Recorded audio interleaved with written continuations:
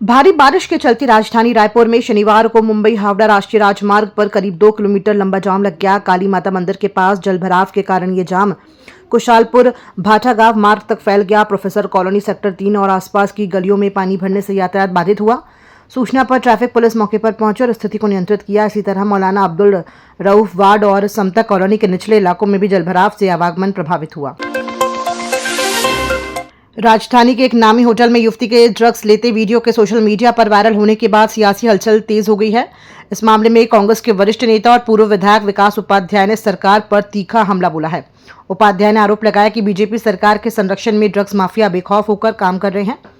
उन्होंने सवाल उठाया कि डबल इंजन सरकार में आखिर ड्रग्स आ कहां से रहा है।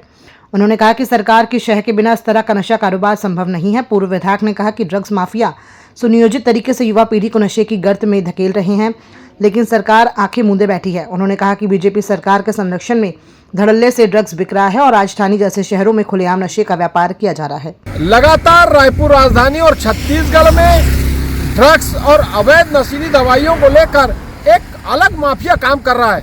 भारतीय जनता पार्टी की डबल इंजन की सरकार है। आखिर ये ड्रग्स आ कहां से रहा है? कल जिस प्रकार से रायपुर राजधानी के एक होटल में एक लड़की के द्वारा कोकीन लेकर 500 के नोट से लाइन बनाते हुए कोकीन लेने का एक वीडियो वायरल हो रहा है। मैं समझता हूं भारतीय जनता पार्टी की सरकार के संरक्षण में ड्रग माफिया लगातार इस प्रदेश के युवा पीढ़ी, इस प्रदेश के छात्रों को नशे के गिरफ्त में लेते जा रहे हैं। राजस्थान, पंजाब, ओडिशा, ये तमाम वो जगह है जहां भारतीय जनता पार्टी की सरकार है और छत्तीसगढ़ में धड़ल्ले से ड्रग्स आ रहा है। भारतीय जनता पार्टी की सरकार इसको रोकने में नाकामयाब है। यहाँ की पुलिस प्रशासन, यहाँ का शासन, मैं समझता हूँ अपने आप में पूरे लोग इसमें इन्वॉल्व हैं और इसीलिए इतनी मात्रा में ड्रग्स यहाँ पर मिल रही है। चाहे रायपुर के वीआईपी रोड की बात करें, ढाबों में, रेस्टोरेंटों में अब धड़ल्ले से ये ड्रग्स बिक रहा है। कहीं ना कहीं भारतीय जनता पार्टी के संरक्षण में ये तमाम काम हो रहा है, जहां छत्तीसगढ़ के भविष्य और नौनिहालों को अंधेरे में ढकेलने का काम और ड्रग्स की लपेट में ढकेलने का काम किया जा रहा है। शराब घोटाले मामले में जेल में बंद पूर्व मुख्यमंत्री भूपेश बघेल के बेटे चैतन्य बघेल से कांग्रेस प्रदेश प्रभारी सचिन पायलट ने शनिवार को मुलाकात की। उनके साथ नेता प्रतिपक्ष चरणदास महंत और अन्य वरिष्ठ नेता भी मौजूद थे। मुलाकात के बाद पायलट ने केंद्र सरकार पर हमला बोलते हुए कहा कि भाजपा कांग्रेस नेतृत्व को खत्म करने की साजिश रच रही है। उन्होंने कहा भ्रष्टाचार के नाम पर वैचारिक विरोध करने वालों का चरित्र हनन किया जा रहा है।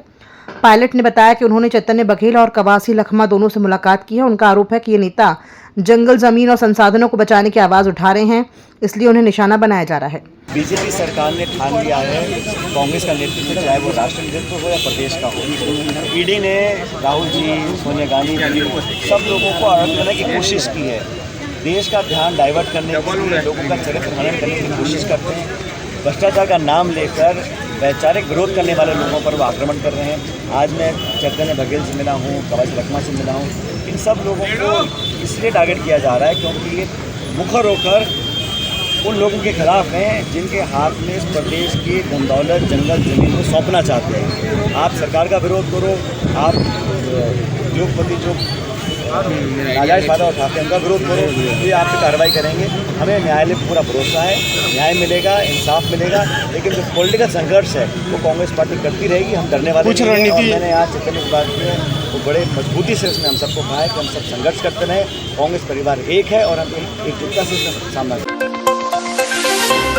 कांग्रेस प्रदेश प्रभारी सचिन पायलट के छत्तीसगढ़ दौरे को लेकर भाजपा विधायक पुरंदर मिश्रा ने तीखा हमला बोला है। उन्होंने कहा कि कांग्रेस अब सिर्फ परिवारवाद की राजनीति तक सिमट कर रह गई है। मिश्रा ने कटाक्ष करते हुए कहा कि दिल्ली में पप्पू और छत्तीसगढ़ में बिट्टू यही कांग्रेस की असली पहचान बन चुकी है। पुरंदर मिश्रा ने आगे कहा कि कांग्रेस ने जब आर्थिक नाकेबंदी का नाटक किया था तब मजदूरों को रोजी का लालच देकर बुलाया गया था। अब वही मजदूर पेमेंट नहीं मिलने की शिकायतें कर रहे हैं। उन्होंने तंज कसा, अगर सचिन पायलट को मजदूरों की इतनी चिंता है तो उनका भुगतान करवाएं।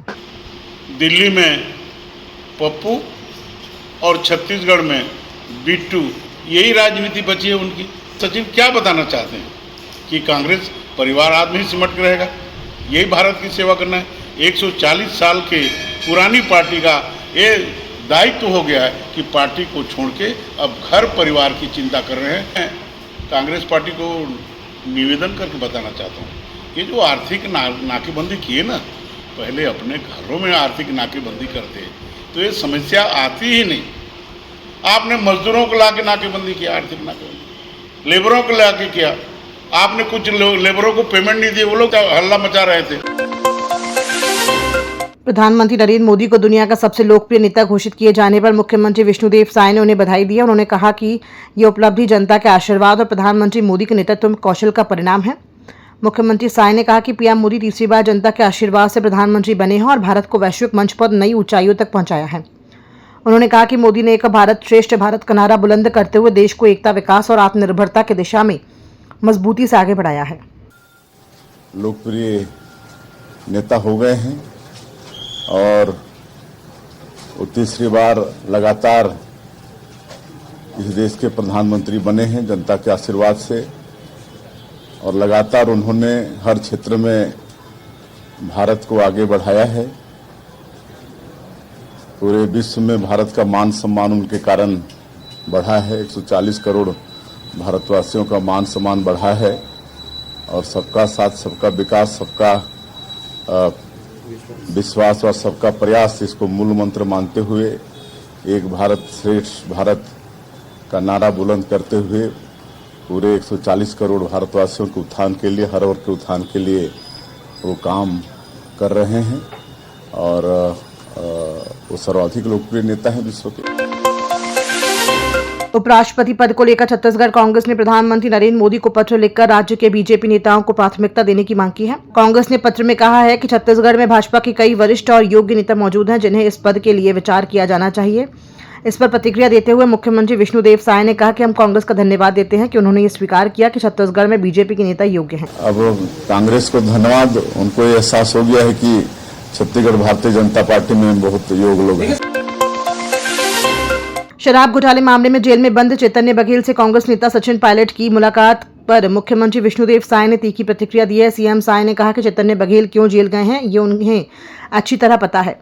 सचिन पायलट केवल भूपेश बघेल के परिवार को सांत्वना देने के लिए आए हैं, न कि सच्चाई जानने। अब क्यों कर चैतन्य बघेल जेल पहुंचे हैं उनको अच्छी तरह से मालूम है। उसके बाद भी अगर ये बोलते हैं तो सिर्फ वो भूपेश परिवार को सांत्वना देने की बात होगी। बस्तर में बंद पड़ी यात्री ट्रेन सेवाओं की शीघ्र बहाली की मांग को लेकर शहर जिला कांग्रेस कमेटी ने शनिवार को जगदलपुर रेलवे स्टेशन में जोरदार प्रदर्शन किया। शहर कांग्रेस अध्यक्ष सुशील मौर्य के नेतृत्व में कांग्रेस नेताओं ने स्टेशन मास्टर को डीआरएम विशाखापट्टनम के नाम ज्ञापन सौंपा। चेतावनी दी है कि एक सप्ताह में सेवा शुरू नहीं हुई तो मालगाड़ियों का संचालन रोका जाएगा। मौर्य ने कहा कि 20 दिनों से किरुंदुल मार्ग की यात्री ट्रेनें बंद है जबकि मालगाड़ियां लगातार चल रही हैं। रेलवे का भूस्खलन का तर्क सिर्फ बहाना है। उन्होंने आरोप लगाया कि रेलवे प्रशासन बस्तर को केवल संसाधनों के शोषण का माध्यम समझता है और यहां की जनता को सुविधाओं से वंचित कर रहा है। आज कांग्रेस पार्टी ने टीआरएम के नाम रेलवे स्टेशन मास्टर को ज्ञापन सौंपा है और इस ज्ञापन के माध्यम से हमने डीआरएम को साफ साफ चेताया है कि 2 जुलाई से यात्री ट्रेनें बंद है। अभी तक यात्री ट्रेनें चल नहीं पा रही है जबकि दूसरी ओर मालगाड़ी सरपट इस रेल रूट पर दौड़ रही हैं। 20 से 30 गाड़ियां पर डे चल रही है परंतु एक भी गाड़ी कोरापुट के आगे जगदलपुर किरंदुल तक नहीं चल पा रही। आखिर की सबसे ज्यादा लाभांश देने वाला यही रेलवे मंडल है, इसके बावजूद बस्तर को कुछ नहीं मिल पा रहा है। सिर्फ बस्तर से दोहन खनिजों का हो रहा है जिसको लेकर कांग्रेस पार्टी ने आज ऐतराज जताया और साफ साफ लफ्जों में कहा है कि बस्तर वासियों को अगर आप रेल सुविधा नहीं दे सकते तो आने वाले दिनों में कांग्रेस पार्टी जो मालगाड़ियों से बस्तर का खनिज विशाखापट्टनम जा रहा है उससे रोक देंगे, जिसकी पूरी जवाबदेही रेलवे मंडल की होगी।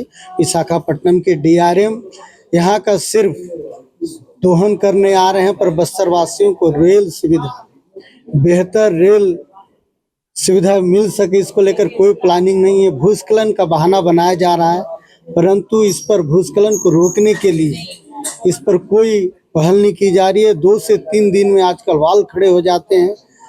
कई सारी तकनीक आ गई, इसके बावजूद भी इन तकनीक का उपयोग नहीं कर रहे हैं। कुल मिलाकर बस्तर वासियों को बहाना बनाकर यहाँ का प्राकृतिक संसाधनों का दोहन कर रहे हैं और बदले में बस्तर वासियों को सिर्फ मिल रहा है आश्वासन, जो कि बस्तर के दुर्भाग्य है। मैं तो सत्ताधारी दल के नेता किरण देव जी से और बस्तर सांसद महेश कश्यप जी से कहना चाहूँगा कि बस्तर के आप जनप्रतिनिधि हैं, बस्तर के लोगों को रेल सुविधा नहीं मिल पा रही और आप पेपरों में रेल मंडल के पक्ष में बयान जारी कर रहे हैं कि भूस्खलन के कारण 25 दिन हो गए आप अभी तक और रेल सुविधाएं नहीं मिल पा रही है। 5 दिन में वॉल खड़ा होने वाला काम अब तक क्यों नहीं हो पाया है? इस पर रेल मंडल के साथ साथ महेश कश्यप को और स्थानीय किरण देव जी को भी जवाब देनी चाहिए। आखिर ये बस्तर के नुमाइंदे हैं और बस्तर का प्रतिनिधित्व करते हैं, तो बस्तर के लोगों को लाभ दिला पाने में अभी तक पीछे हैं। आप सभी मीडिया से मैं कहना चाहता हूँ कि इनसे पूछिए कि बस्तर के रेल सुविधाओं के लिए कब लड़ेंगे और कब रेल मंडल से बात करेंगे।